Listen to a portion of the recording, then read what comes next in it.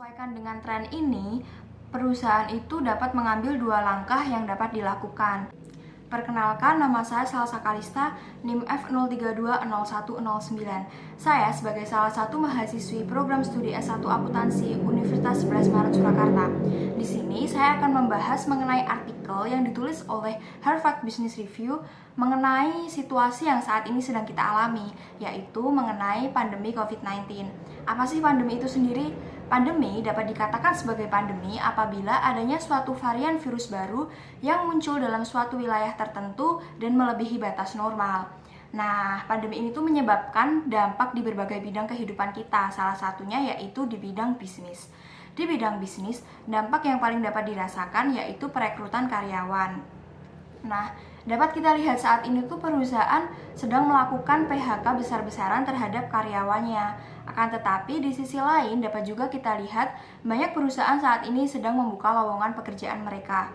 Artinya, walaupun berada di situasi yang sulit, perusahaan tetap membuka lapangan pekerjaan mereka dengan secara ketat dan mendatangkan potensi-potensi atau keterampilan baru yang mungkin saja dibutuhkan oleh perusahaan mereka saat ini. Kemudian, ada sebuah survei studi yang mengatakan bahwa perusahaan saat ini melakukan perekrutan karyawan dengan mengikuti 3 tren. Tren yang pertama yaitu keterampilan yang dibutuhkan oleh banyak peran umumnya memiliki umur yang pendek. Hal ini disebabkan karena sudah adanya kecanggihan teknologi yang membantu manusia dalam melakukan pekerjaan mereka. Kemudian ada sebuah survei yang mengatakan 3.500 manajer mengungkapkan hanya 29% karyawan mereka yang benar-benar memiliki keterampilan yang dibutuhkan oleh perusahaan mereka. Fokus utama mereka yaitu salah satunya di teknologi informasi, kemudian di proses penjualan, proses keuangan, dan posisi-posisi lain yang umumnya membutuhkan 10 keterampilan baru dalam waktu 18 bulan. Nah, hal ini tuh membuktikan bahwa di tengah situasi seperti ini, keterampilan-keterampilan baru itu dibutuhkan oleh perusahaan. Artinya, ketidakpastian keterampilan yang dibutuhkan oleh perusahaan di masa kini maupun di masa depan. Ketidakpastian keterampilan yang dibutuhkan perusahaan di masa kini maupun di masa depan diakibatkan karena perubahan-perubahan lingkungan di sekitar kita. Misalnya saja saat ini pemberlakuan work from home atau bekerja dari rumah yang disebabkan oleh pandemi COVID-19. Nah, karena adanya sistem work from home ini membuat perusahaan mendesain ulang sistem pekerjaan mereka agar memudahkan karyawan dalam bekerja. Yang kedua, kumpulan talenta atau keterampilan yang telah disaring oleh perusahaan umumnya telah menjadi usang atau dapat dikatakan keterampilan tersebut sudah tidak lagi dibutuhkan oleh perusahaan tersebut.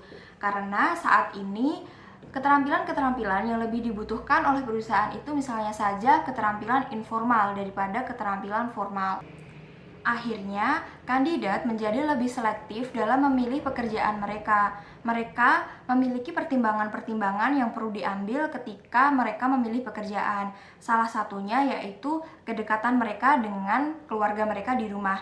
Jadi, para pekerja ini lebih memilih untuk bekerja yang berdekatan dengan keluarga mereka karena adanya situasi pandemi seperti ini.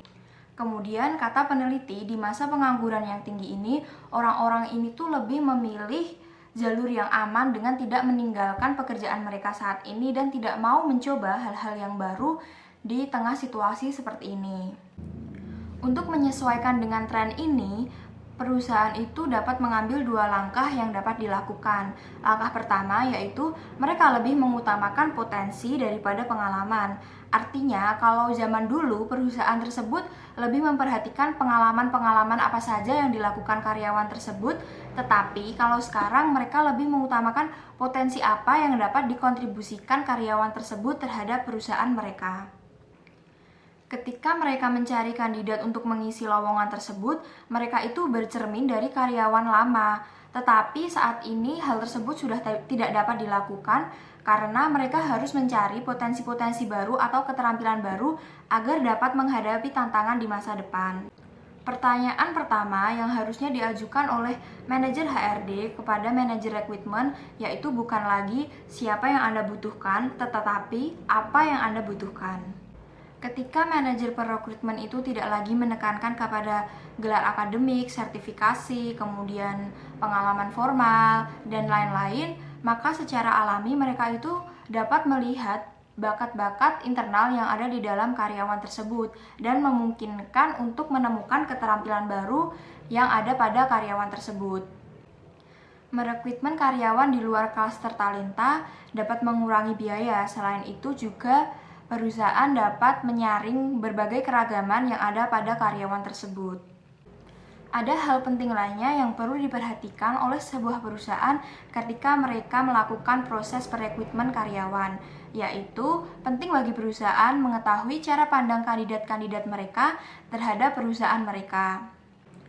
Dalam survei terhadap 2.800 kandidat, 65% dari mereka membatalkan proses lamaran pekerjaan mereka karena mereka menganggap perusahaan yang mereka lamar itu sudah tidak menarik dan tidak sesuai dengan pekerjaan yang mereka impikan selama ini. Perusahaan harus mampu memahami harapan kandidat dan menyusun posisi yang sesuai. Departemen SDM di beberapa perusahaan itu membuat sebuah kelompok fokus untuk menilai harapan para pekerja, kemudian membandingkan penawaran yang mereka miliki dengan pesaing, dan juga mencari ulasan-ulasan tentang perusahaan mereka di internet untuk mengetahui cara pandang karyawan mereka terhadap perusahaan yang mereka miliki. Pandemi ini menantang perusahaan untuk memikirkan kembali cara-cara proses perekrutmen karyawan yang telah tradisional. Dengan kata lain dapat dikatakan dunia saat ini sudah berubah, tetapi saat ini perubahan tersebut dapat lebih mudah dilihat. Berdasarkan artikel yang telah diterbitkan oleh Harvard Business Review, pendapat saya pribadi setuju mengenai langkah-langkah yang dapat diambil perusahaan dalam menghadapi 3 tren proses rekrutmen karyawan di tengah masa pandemi yang seperti ini. Perusahaan harus memikirkan strategi-strategi ulang mereka dalam proses rekrutmen karyawan. Seperti yang telah dijelaskan di dalam artikel, misalnya yang pertama yaitu perusahaan lebih mengedepankan potensi para kandidat daripada pengalaman. Hal tersebut akan berdampak pada keterampilan-keterampilan baru yang mungkin saja diperoleh perusahaan pada saat proses rekrutmen karyawan mereka.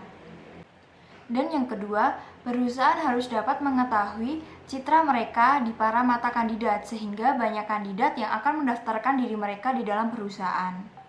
Walaupun di masa pandemi seperti ini, perusahaan harus dapat mampu melaksanakan proses rekrutmen mereka dengan baik dan secara efektif. Cukup sekian ulasan artikel yang dapat saya sampaikan.